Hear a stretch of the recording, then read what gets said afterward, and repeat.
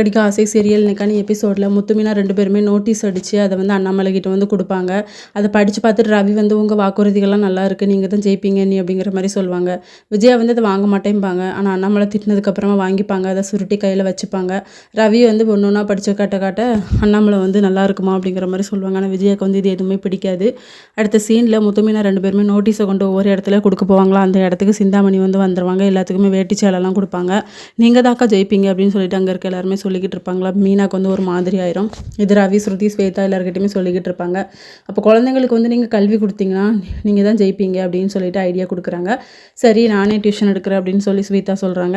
அதுக்கப்புறம் அவங்க தெரிஞ்சவங்க 2 பேர்கிட்ட இருந்து பேசிக்கிட்டு இருக்காங்க. அவங்க குழந்தைங்களுக்கு வந்து நான் படிப்பு எல்லாமே சொல்லிக் கொடுக்குறோம், டியூஷன் ஆனால் அதுக்கு பணம் எதுவுமே தேவையில்லை அப்படின்னு சொல்லிட்டு அவங்களும் இதெல்லாம் நல்லதாமா இருக்குது அப்படிங்கிற மாதிரி சொல்கிறாங்க.